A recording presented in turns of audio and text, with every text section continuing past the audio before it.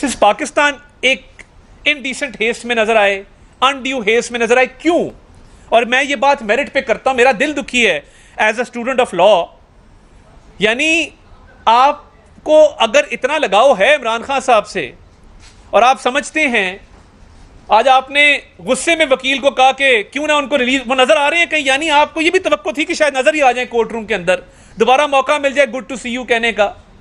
Last time जिस्मानी remand पे तहकीकाती इदारे की तहवील से छुड़वाया, और इस दफा इस्लामाबाद हाईकोर्ट के तो आपने हाथ बांध दिए ना। मुझे ये बताएं, इस्लामाबाद हाईकोर्ट ने कल अपील सुननी है, आपने जो आज किया है केस के साथ, उसके एक एक मेरिट को डिस्कस करके, उसकी फाउंडेशंस को शेक करके, कौन जूनियर जज ये हिम्मत या हौसला करेगा कि वो आपके जो आज आला इरशादात थे उनकी खिलाफ वर्जी की जुर्रत करे? कौन जूनियर जज ये जसारत करेगा कि आपके फरमुदात की खिलाफ वर्जी का ख्याल भी अपने जहन में लाए? और ये इतनी बड़ी नाइंसाफी है कि ये नहीं देखा कि जज हुमायूं दिलावर अकेला नहीं है, इसमें एक जज जफर इकबाल भी था। मैं आपको याद दिलाना चाहता हूं, ये मत भूलिए कि ये मुकदमा तोशा खाना का 11 माह चला है, 11 माह। ये उजलत में फैसला नहीं हुआ। मुझे कोई और मुल्जिम बता दें जिसकी 40 से ऊपर हाजिरी माफी की दरखास्तें मंजूर की गई हों। कोई और मुल्जिम बता दें जिसका मुकदमा जिसमें 2 या 4 गवाह हैं वो 11 माह चला हो। कोई और मुल्जिम बता दें जिसका एक जज जो है उस पर प्रेशर डाल के उसको चेंज करवाया गया हो और दूसरे जज को गालियां देकर, उसकी जाली फेसबुक पोस्टें बनाकर उसको अंडर प्रेशर लाया गया हो। कोई और मुझे केस बता दें। आज कहा गया जी उजरत में किया गया है, आपकी बारी आ जानी थी। मेरा ख्याल है डर ये था कि शायद रिटायरमेंट नजदीक है तो ये इस्लामाबाद हाईकोर्ट अपील को लंबा ना कर दे, मेरे जाने के बाद मेरा महबूब जो है वो सुप्रीम कोर्ट में ना आ जाए। अगर मेरे जाने के बाद मेरा महबूब सुप्रीम कोर्ट में आता है तो मुझे उससे उसका दीदार करने का मौका नहीं मिलेगा, उसको रिलीज करने का मौका नहीं मिलेगा। आप जरूर रिलीज करें, मगर देखें एक प्रोसीजर है। आप इस्लामाबाद हाईकोर्ट की, और इस्लामाबाद हाईकोर्ट ने लंबी तारीख नहीं दी। इस्लामाबाद हाईकोर्ट ने क्या किया? इस्लामाबाद हाईकोर्ट ने 1 दिन की तारीख दी है, यानी गुज़िश्ता कल मुकदमा लगा हुआ था, आइंदा कल की तारीख है, आइंदा कल वो मुकदमा अपील और सेंटेंस सस्पेंशन जो सजा की मौतली है वो कल सुनी जानी है। अब अगर सुप्रीम कोर्ट ये जानते बूझते हुए कि इस्लामाबाद हाई कोर्ट ने शॉर्ट डेट दी है, अपील को सुनना है, सजा मौतली की दरख्वास्त को सुनना है, आज आपने मेरिट्स में जाके पाकिस्तान की तारीख की सबसे बड़ी नाइंसाफी की कि आपने केस के मेरिट डिस्कस किए जो आपका इख्तियार नहीं था, जो आपका इस्तेकाक नहीं था। आज आपने मैसेज दे दिया कि, और गुस्से में दिया कि हम इसको छोड़ना चाहते हैं। जब आप ये मैसेज देंगे, तारीख बिल्कुल उलट है।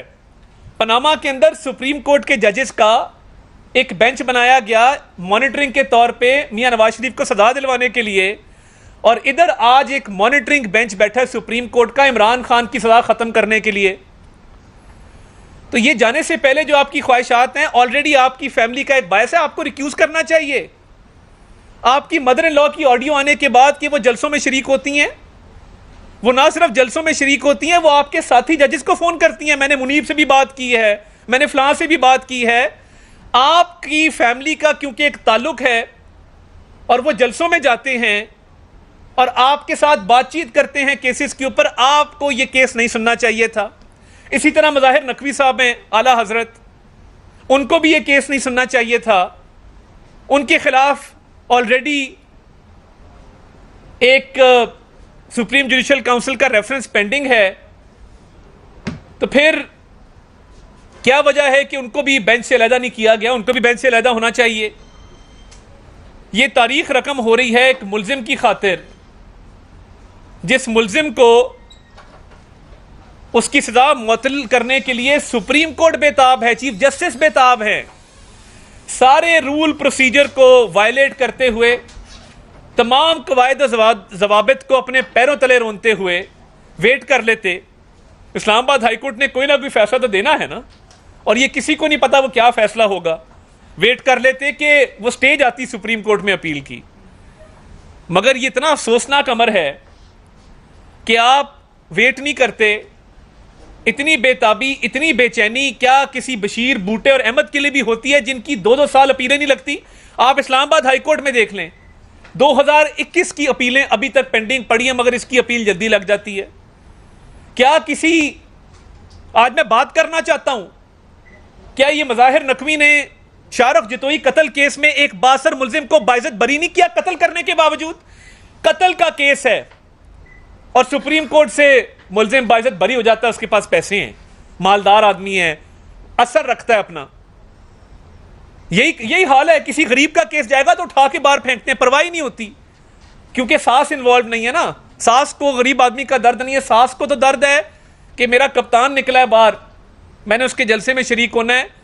और सास की नजर भी कमजोर है, क्योंकि लाखों लोग उनको नजर आ रहे थे सड़क पे, लाखों लोग होते नहीं है। और वही बात उन्होंने मुनीब साहब को भी बताई।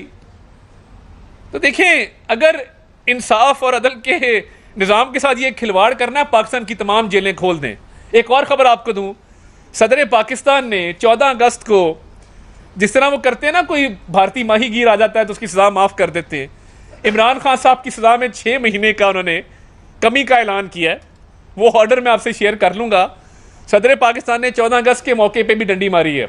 वो एक दिन था कि पाकिस्तान का झंडा लेके निकलते, कोई हुब्बुल वतनी का दर्स देते, कोई इस मुल्क की सालमियत के लिए दुआ करते, मगर उन्होंने क्या किया, उन्होंने 6 महीने सजा में जो है कमी का ऐलान कर दिया, रिमिशन अवॉर्ड कर दी। तो जहाँ पे लॉ नहीं होगा और मदर इन लॉ होगी, वहाँ पे कानून का राज नहीं होगा। फिर वहाँ पे फिर ऐसा ही होगा कि कोई भी कातिल, डाकू, कोई भी चोर, उसके लिए रास्ते खुले होंगे, अदालतें आउट ऑफ टर्न फेवर देंगी।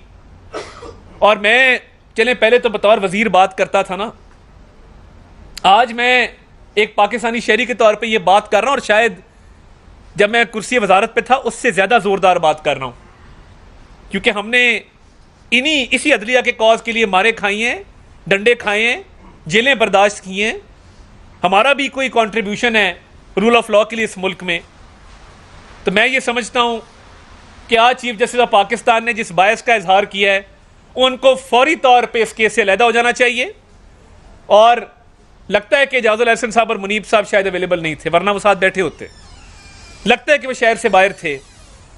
और अब ये कहते रिजाल है कि जज नहीं मिल रहे साथ बैठने के लिए, क्योंकि जैसी रिटायरमेंट करीब आती है लोग आंखें फेर लेते हैं, लोग किबला दुरुस्त कर लेते हैं, लोग आने वाले की आओ भगत करते हैं, जाने वाले को कोई नहीं पूछता। तो इस वक्त तो आपको पाकिस्तान के दौरे कर रहे होना चाहिए, मुख्तलिफ बार्स आपको बुलाएं, आपकी शान में फेयरवेल डिनर्स करें। मगर ये 15-20 दिन रह जाने के बावजूद, जो वर्किंग डेज हैं उसके रह जाने के बावजूद, आपको अभी तक किसी ने फेयरवेल पे नहीं बुलाया। और आप उन्हीं हरकतों पे उतर आए हैं जिसमें कानून और आइन को एक शख्स के लिए मुअत्तल किया जा रहा है, पैरों तले रोंदा जा रहा है और अपनी मर्जी के फैसले देने की कोशिश की जा रही है। जनाब, सुप्रीम कोर्ट में गैर मामूली प्रोटोकॉल दिया गया था इमरान खान को, तो उसके खिलाफ आपकी जो सियासी जमातों का जो इत्तेहाद है, उन्होंने एक बड़ा वहाँ पे एहतजाजी मुजाहरा सुप्रीम कोर्ट के सामने किया था। तो क्या अभी जो गैर मामूली उनको सहूलियात दी जा रही है, या जिसको आप आउट ऑफ कवे आप कह रहे हैं कि वो उन्होंने उनको सहूलियात दे रहे हैं और उनके इरादे आप जाहिर किए हैं, तो क्या इसके खिलाफ कोई सियासी कोई ऐसा है कि आप कहता दी या आप कोई सुप्रीम कोर्ट के तहत दोबारा आने का कोई इम्कान? नहीं, देखें, शर्म किसी को एक दफ़ा दिलाई जा सकती है ना, रोज़ रोज़ किसी को आईना दिखाएं, शर्म दिलाएं। अब कोई शर्म ना खाता हो तो ये बाजार से तो नहीं मिलती कि ख़रीद के 2 पाव शर्म ला के किसी को लिफाफे में डाल के आप दे दें। तो शर्म तो एक ही दफ़ा दिलाई जा सकती है, और आईना भी एक दफ़ा दिखाया जा सकता है। ये जो इश्क होता है ना, ये इंसान को फना कर देता है, इंसान आग में कूद जाता है, इंसान थल के सहराओं में फना हो जाता है। तो ये इश्क की कीमत जो है वो मैक्सिमम भी अदा करनी पड़े, तो ये नज़र आ रहा है कि ये इश्क की कीमत अदा हो रही है। ये जो केस है तोशा करने का, ये इलेक्शन कमीशन ने किया हुआ है, और बाकी मामला तो उनके अपने MPTA की 26 करोड़ बाद में जब भी मामला होता है, आप तोशा करने उस मामले को देते हैं, आपका क्या जैसा इलेक्शन कमीशन और कोर्ट्स के मामला को? देखिए, एक बच्चा पैदा हुआ है, वो इलेक्शन कमीशन ने पैदा नहीं किया। केस कहाँ से जन्म लिया केस ने? आपको मैं सिर्फ मालूमात में इजाफा करता चलूँ कि केस की शुरुआत होती है जब मुस्लिम लीग नून और पीपल्स पार्टी स्पीकर कौमी असम्बली के पास एक रेफरेंस दायर करते हैं, जिसको तोशाखाना रेफरेंस का नाम दिया गया। उस रेफरेंस की बुनियाद पे इलेक्शन कमीशन में केस की समाअत होती है और उस रेफरेंस की बुनियाद पे एक फ़ैसला आता है जिसमें इमरान खान साहब को बतौर MNA नाअहल किया जाता है। उस रेफरेंस की बुनियाद पे ECP एक criminal complaint session court Islamabad में फ़ाइल करता है, जो फाइनलिटी अटेन करता है और कन्विक्शन में रिजल्ट करता है। अगर हम रेफरेंस दायर ना करते तो ये केस नहीं होना था। अगर हम इसकी निशानदही ना करते, इस चोरी को ना पकड़ते, तो इलेक्शन कमीशन शायद ये केस ना कर पाता। तो ये कानूनी एक प्रोसीजर है जो थोड़ा कॉम्प्लिकेटेड है। हम एक इंटरेस्टेड पार्टी हैं, हमने ये केस शुरू किया, इसलिए हम ये समझते हैं कि इस केस पे आवाज़ उठाना ये हमारे फ़राइज़ में शामिल है। आइन और कानून की पासदारी की बात करते हैं। इलेक्शन कमीशन ने 3 महीने के अंदर इलेक्शन ना करवाने का उन्होंने ऐलान किया और उन्होंने कहा कि 14 दिसंबर तक हल्का बंदियाँ कंप्लीट करेंगे। क्या हल्का बंदियाँ कंप्लीट करना जरूरी था या इलेक्शन 3 महीने के अंदर करवाना? देखिए, ये एक कानूनी डिबेट है जिसके अंदर आइन के अंदर ये बात दर्ज है कि जब मरदमशुमारी होगी तो हल्का बंदियाँ उसका एक नेचुरल कॉन्सिक्वेंस है और हल्का बंदियाँ ज़रूरी हैं। अब फॉर एग्ज़ाम्पल हमने नहीं, PTI की गवर्नमेंट ने पंजाब में नए अजला बनाए। वज़ीराबाद का नया ज़िला बना, तौसा का नया ज़िला बना, तलागंग का नया ज़िला बना, मुतअद्दिद नए अजला बनाए गए हैं। क्या PTI को तब नहीं पता था कि नए ज़िले जब बनेंगे तो हल्का बंदियाँ भी वजूद में आएंगी? तब सियासी बुनियादों पे, अब हम उनको कबूल करते हैं, ये ज़िले बनने चाहिए थे इंतज़ामी बुनियादों पे, सियासी बुनियादों पे ज़िले बना दिए। तो ये तो सियासी जमात को ख्याल चाहिए था जो अजला पे अजला बनाई जा रही थी। तो ये एक आइनी रिक्वायरमेंट है जो पूरी होनी है। बतौर सियासी वर्कर मेरा ये मानना है कि इसको जल्द अज जल्द इलेक्शन करवा देने चाहिए और जितनी जल्दी होंगे उतना फ़ायदा है। तो मैं अगर हल्का बंदियाँ, क्योंकि एक आइनी रिक्वायरमेंट है, वो भी पूरी होनी चाहिए। जी जावेद साहब, बात आपने की कि इंसान चेहराओं की तरफ से तो बहुत सारे इदारों की चीज़ तो आपके साथ भी इस वक्त कर रहे हैं। तो ये सियासी जमातों और सियासी रहनुमाओं के साथ कुछ की जो कहानियाँ हैं, ये जब ख़त्म नहीं होंगी तो इदारे न्यूट्रल कैसे रहेंगे? कब ख़त्म हो गई? नहीं, मैं नहीं समझता। देखिए, बात बड़ी क्लियर है। मुस्लिम लीग नून ने और पीपल्स पार्टी ने एक चार्टर ऑफ डेमोक्रेसी किया, कुछ सोच समझ के किया, कुछ सीखने के बाद किया, मगर उसके बाद जनूबी पंजाब महाज बना। उसके बाद एक शख्स के जलसे फैसिलिटेट हुए, एक शख्स को ऑल आउट सपोर्ट दी गई, हमें दबाया गया, सजाएं दिलवाई गई। तो न्यूट्रलिटी तो वो होती है ना कि आप किसी की हिमायत ना करें। तो हम तो समझते हैं कि जब अप्रैल में 2022 में कहा गया कि हम न्यूट्रल हो गए, हमने तो मान लिया ना इस बात को।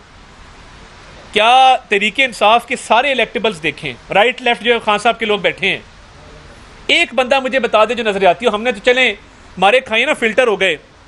हमने 2 अदवार में हम फिल्टर हुए, हमारे वही लोग रह गए जो जेन्युइन थे। हम जेलों में जाके अल्लाह ताला से डर के कहते हैं कल को ये वक्त आना है, मैं जो यहाँ बात करता हूँ ये कर्ज है तारीख का, ये उतारना पड़ता है। मुझे अंदाज़ा है कल को जेल भी जानी पड़ सकती है और कल को इन अल्फाज की कीमत भी अदा करनी है। ये तारीख का एक धारा है, किसी पे अच्छा वक्त है तो किसी पे बुरा वक्त है। मैं बिल्कुल इस बात को समझता हूँ, तारीख के तालिब इल्म के तौर पे, एक स्टूडेंट लीडर रहा हूँ उस तौर पे इस बात को समझता हूँ। मगर शाह महमूद कुरैशी साहब से लेके फिरदौस आशिक से लेके फवाद साहब से लेके जितने लोग दाएं बाएं थे, क्या वो खुद ज्वाइन किए थे तहरीक इंसाफ? क्या तहरीक इंसाफ एक फितरी अमल के तौर पे सियासी जमात उभर के आई थी? क्या हमने जो 2 फिल्ट्रेशन प्रोसेस से हम गुजरे हैं, क्या हमारे पास अब एक फितरी सियासी जमात मौजूद नहीं है? ये सोचना चाहिए उन लोगों को जो आला कार बने थे और आज मुश्किल में। शिराजी साहब,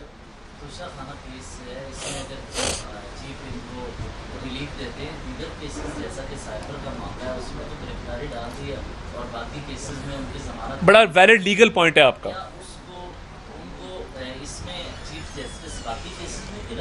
देखिए, दिल तो उनका करता होगा, मदर इन लॉ का भी दिल करता होगा, वो कहती भी होंगी उमर इसको रिहा कर दो।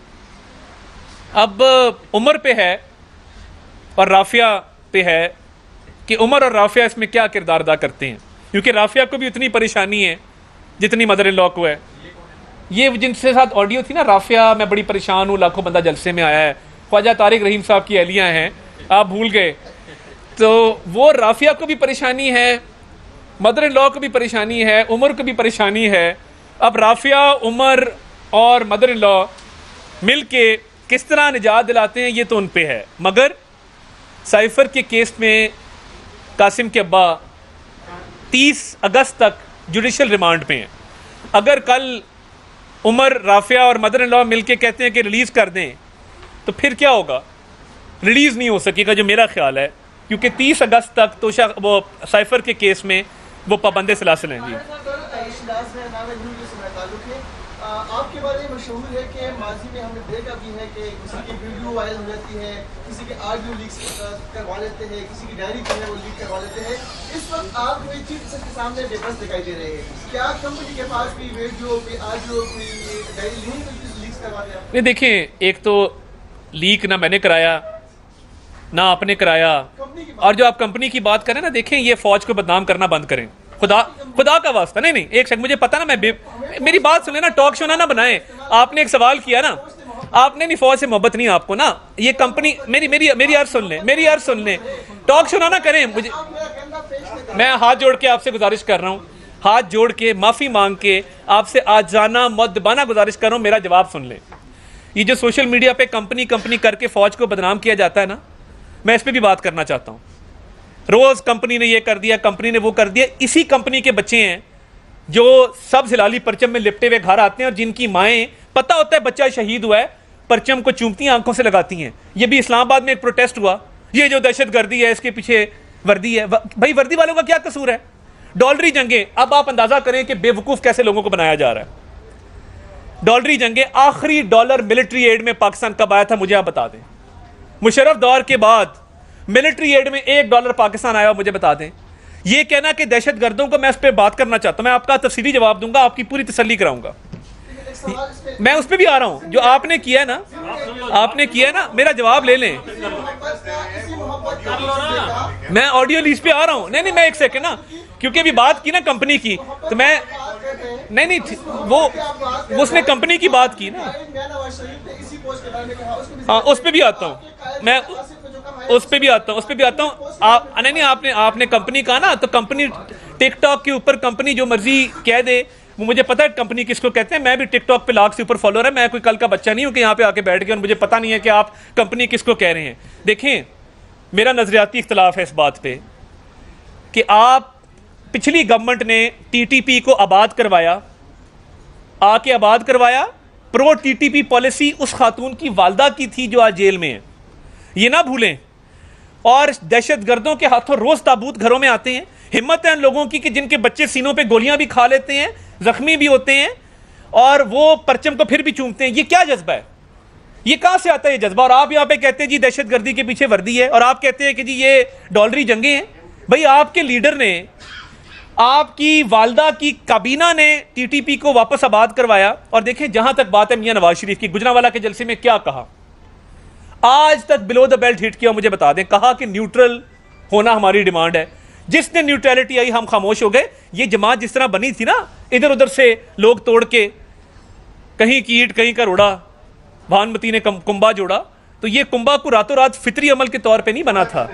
और वो मौजूद है लोग, आपको पता है जिन्होंने जोड़ा था। दूसरी बात, ऑडियोज के बारे में एक शख्स जिसका नाम काजी फायजीसा है, उसने मिन्नत की, उसके खिलाफ रेफरेंस बनाया उस कंपनी ने जिसके मौजूद इमरान न्याजी साहब थे और उनके कुछ रुफका और सहूलतकार थे। उन्होंने कहा कि उमर अताब बंदयाल साहब, ये ऑडियोज का सिलसिला बंद होना चाहिए। उन्होंने कहा नहीं, देखेंगे बाद में। तब तकब्बर था, गरूर था कुर्सी का। जब अपनी ऑडियोज आई हैं तो आज रो रहे हैं।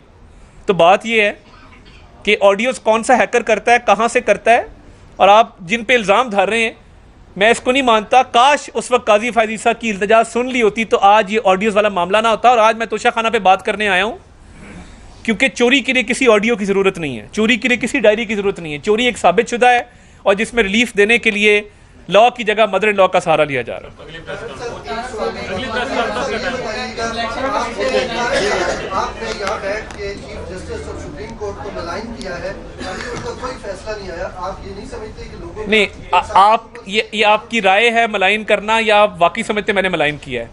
आपकी कैंपेन तो चल रही है। नहीं, कैंपेन देखें, मैंने क्या कहा है, मैंने कहा है कि उनकी फैमिली के लिंक्स हैं कि वो जलसों में जाते हैं, वो बायस्ड हैं, उनको रिक्यूज करना चाहिए। इंसाफ का तकाजा ये है कि वो मलाइन वाला लफ्ज़ गलत है मेरे हिसाब से, लेकिन ना मुझे हक हासिल है अपने ओपिनियन को एक्सप्रेस करने का। मैं ये समझता हूं कि वाकई उनको रिक्यूज करना चाहिए, उनको ये केस ही नहीं सुनना चाहिए, क्योंकि उनके लिंक साबित हैं, वो आए दिन उनको रिलीफ देने पे तुले होते हैं। Thank you.